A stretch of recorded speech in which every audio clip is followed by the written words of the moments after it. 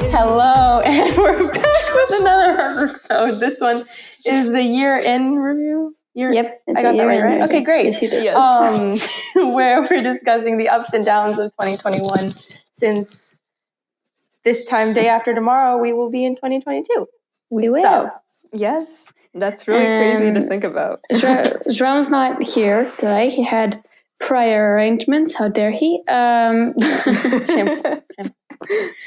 But we decided, with his permission, to record a video, just the three of us, just so we get one as the New Year's episode.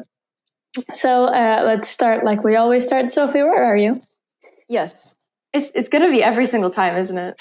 Yes. Every single time. Okay. I am in Porto. You're in Porto. Wow, is it your house? It is, yes. I have to think You about that. were thinking about it. Why? It is my house. Why else would my dog be here? All right, fair. That's she has an actually alibi. She very has good an alibi. evidence. And do you have friends over this time? Cousins? I do not. No, I'm home alone. No? Oh wow. All right. This is the first, everyone. Yeah, we believe you. For if I'm on here like next year, I'm just gonna like first episode. I'm just gonna have like a giant sign behind me. So You should. That's what we should have gotten you for Christmas. Yeah, just a big OI poster, like a giant in all the episodes. Yeah, iconic. I'll use the art room printer to print an A3 and just be like, there you go. Yeah. Oh, that's great. All right. Well, year in review, right? So yes. let's go with what were the, let's say, top things you read/watched this year that you would either recommend or not recommend. You just liked it. Guilty pleasures, so and so. So you're very pensive. So let's go to Ines first.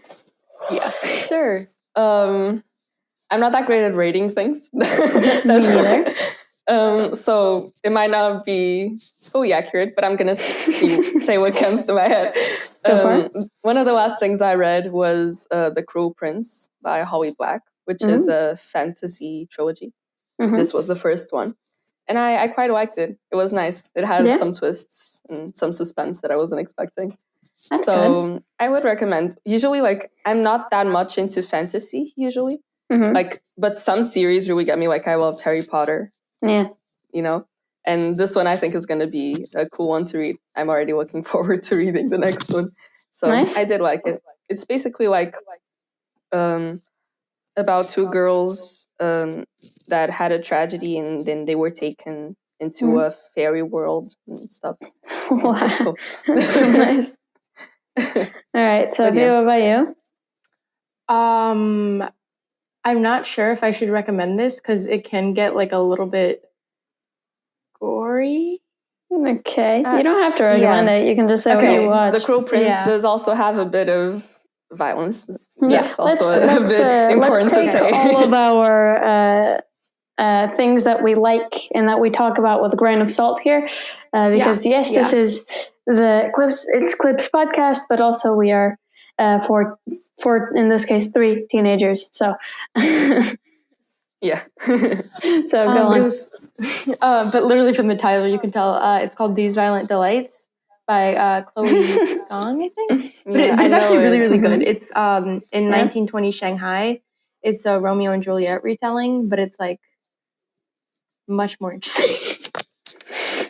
Cool. Nice. It's like opposing gangs and like it's like the regular Romeo and Juliet, but like they spiced it up a lot. It's great. I mean, it's fan fiction. It was a good read for me because I like that kind of thing. I can't recommend it for everyone though. It does get yeah, of course, violent, and it's not a great mental image to have sometimes. That's the best that I can say. Well, I just like the two of you. Also, this is not a recommendation. I watched all of Prison Break with my mom. Ooh, nice. It was very cool. Also, every time you think you got what's going to happen, like the red herring, it's always something else, which is good. It is violent, but it's cool. I'm sensing a common theme here. Yeah, no, don't know what you can be talking about. So what were your, I guess, highlights of this year? I mean, one of the first things that came to my head that was an accomplishment for me and that I was really proud of was being able to give the class in Lisbon of the workshop that I gave. For those of you that didn't see that episode, how dare you go back right now? Yes, go point number back one. before you watch this one. But I'll give a little recap. Basically, we had this like youth dance exchange program between our school here in Porto and one school in Lisbon as well. And we kind of we already went there, like us from Porto went there. And then in April, hopefully, if COVID's still all right, they'll come here to Porto. And basically, like some people of the students from Lisbon gave a class, and students from Porto gave a class, and then it'll be the same here. And I was one of the people that gave a class there, and it was really fun. The community was amazing, and they were super supportive, and I was really proud to be able to share some of my work with them. It was really nice, and I felt accomplished, you know. Yeah, it's a very good highlight. Are you kidding? Thank you. How about you guys? This wasn't like a really big one. But I'm on Clip Swim team. And this was the first year that I was this is the first year that I was competing in like a really, really long time, because I've done swimming for like a lot of time in my life, but I haven't done it competitively in a while. But I did it a lot when I was younger, or I did it quite a bit when I was younger. But this year was the first time that I was competing in 14-year-old. 15. Okay, it's my birthday. You're 15. That's right. Oh, thank you. Oh. But can't make fun of you anymore. You're my age. I'm still technically younger than you. Let's not oh darn it! No, you'll always have me there. But I got to compete, and I didn't beat anybody, but I beat my record by about 5 seconds, which does not happen. Nice. I went from 4 or 5 seconds. I went from 48 down to I went from 41 to 38. Sorry. There you go. Yeah, that's still a great accomplishment. I mean, so like 3 seconds. Yeah. Yeah, that's really good. That's really cool. Yeah, especially after like not swimming competitively in so long, still beating your record. You should be proud. That's really great. Yeah. What's mine? It's hard, right? Yeah. I'm really happy I got to be Media Club's coordinator this year. That was really cool. I still am. I don't know why I said was. I got fired, but it was fine because I was there for like a little while. I made it. Yeah, that's great accomplishment. But yeah, also for Hope and Joy, I wasn't producer for the first time, which normally the highlight is you are. But since I'm in the Media Club, I was a producer. Mathilde Peixoto was, she was amazing. As the people who watched Hope and Joy could tell. Because not only did she produce the event live and pre-production as well, she also performed in it, which is a hell of an ask. And she did a great job at both. Yeah. And I was director and vision mixer, so basically me and the help of Beatrice. But it means that I was basically in control of what the people at home were seeing when they were seeing it, which was very, very nerve-wracking, and I have a newfound respect for vision mixers. That is terrifying. So, yeah, I think that was my highlight. It's pretty recent, but... Yeah, but that's really cool good, too. though. That's like, really I watched nice. it. It was really good. It was really fun. Yeah. Great. Absolutely. Well, okay. I think it's pretty clear to most people what some of the downs were, or better, what the culprit of the downs were. We are still very much in the midst of a pandemic, and we don't know when the hell it's going to end. I remember being in like June of 2020 and no, I think it was in like February of 2020 and saying to my friend, hey, when do you think this is going to end? She's like, it's going to be over in like August. We're going to be fine. Yeah, by summer we'll be fine. Oh, for sure. No, I remember like even when like it was already starting, but it hadn't really gotten to Portugal that much, you know, like we were hearing about it like in Spain, Europe and in Asia, France. you know, like and we were like, oh, but it's never gonna get here. Like, it's gonna be fine. You know, it's just another like disease that's gonna go away. Oh, for sure. And then it started getting closer and closer, and cases got higher and higher. And we're like, okay, this is actually a big thing. I remember being completely shocked when I heard about the first case in Porto. I was like, oh my god, like there's one in Porto? Like seriously? Like, and now I'm like, oh yeah, one of my friends got COVID. So yeah. That's a change. Yeah. But I remember so I vividly remember when the day we went home because everyone, it was the last day of CBC, last day of like my last ever day of CBC because that was my last year, and I was like, oh my god, finally, and and then there were rumors about us, like the school closing, a bunch of schools closing. They didn't know if CLIP was closing. And then like no one knew what was going to happen, right? And so I remember a teacher telling us it's not going to close. And that same teacher 20 minutes later going, so your parents are here to pick you up.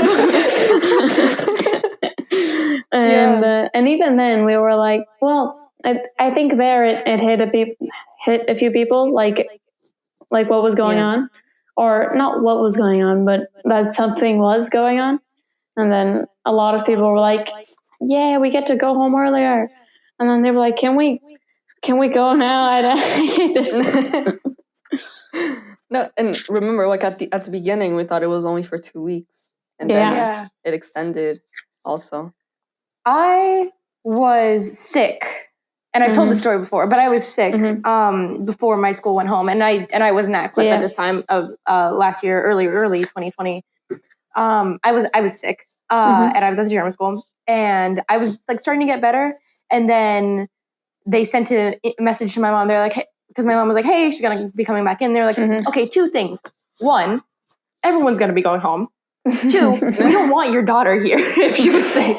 They said it a lot nicer, but the basic gist was, we don't want your daughter here. With all due respect, she shouldn't be here. And my mom was like, okay, great. Stay home for 2 weeks, fully get better, and then you'll be back to school. And I was like, okay, fine. Again, never went back into that school ever again. Yep. Yeah. So that was and this was March. This was March.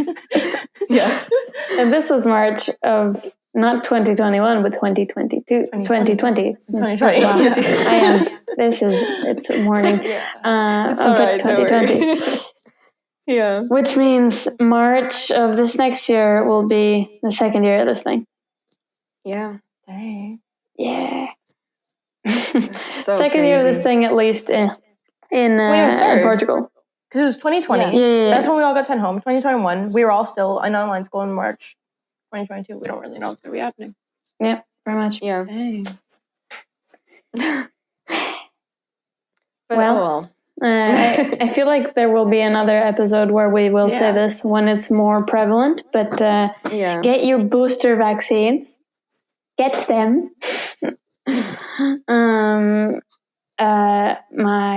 I feel my family already have, which is great.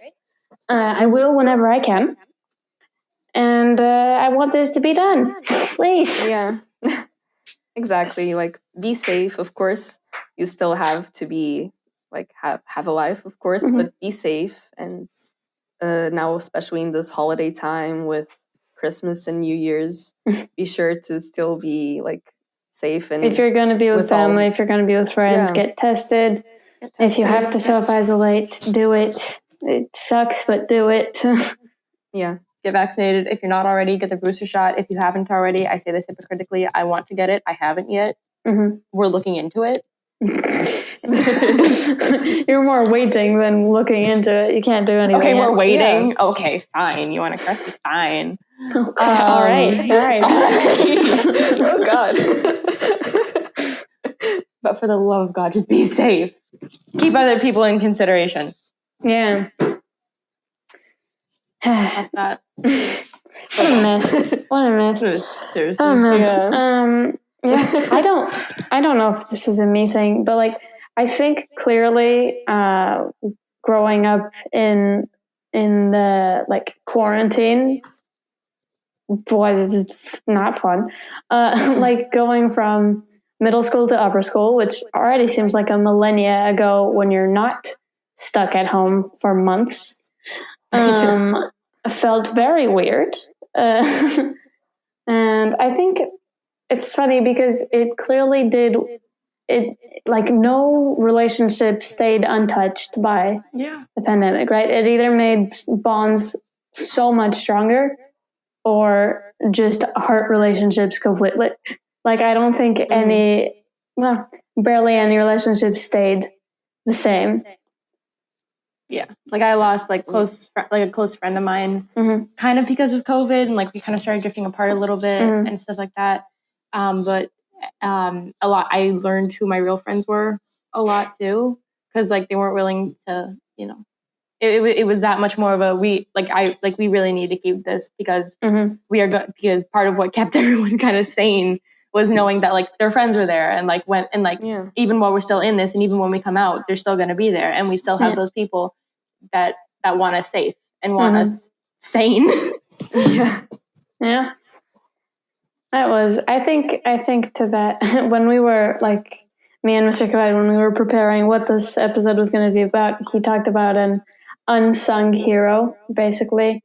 So like a person or a group of people who you think who you're very grateful for this year or last year, like for this time, for something it did for you or whatever. To me, that is 1000% the Media Club, because like apart from my family, without the Media Club, I don't really know if I would have been as okay out of quarantine as I was.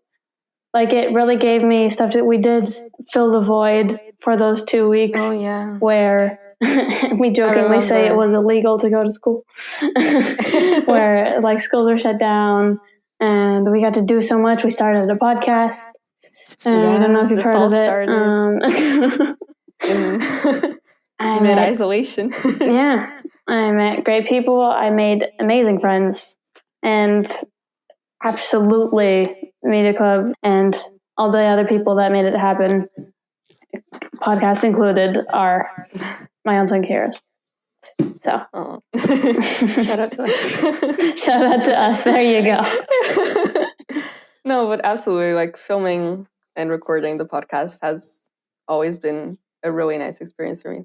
Like it's always just a time where I can like come and like record and just like have a laugh with friends, you know, and like it's been really nice like to get to know to get to know you guys more and like the previous hosts as well, and it's been really fun. Here's a shout out to the previous hosts. We're actually in a group chat. So JP actually made a group chat with the previous hosts and Mr. Carvalho, so that we can mock you, Sophie. No, it's basically so we keep in touch. We will be having at least one episode with them in February. Prepare yourself. We don't know dates yet, but February. Nice. You have until then to prove yourself. They're listening. They listen to all the episodes. They listen. They tell us about it. I don't know. I can't. This will be a while before they hear this one, but I think it's going to be hilarious when they do because you're going to tell us about it. So JP and Medea, keep doing what you're doing, and we will absolutely have you here as soon as possible. Medea, good luck with your exams in January. Yes. No, and it's been really nice that like even after they're not in Clip anymore, we still are able to keep in touch, you know. Yeah. That was really cool. They still get to mock me. True. It'll be fine. It'll be fine. Yeah, exactly. So yeah, it's very fun. All right. Well, then, since I always... Oh, there's Sage. Since I always annoy Sophie and Joan with a challenge, basically. Oh, no. Ines, do you want to make the challenge this time?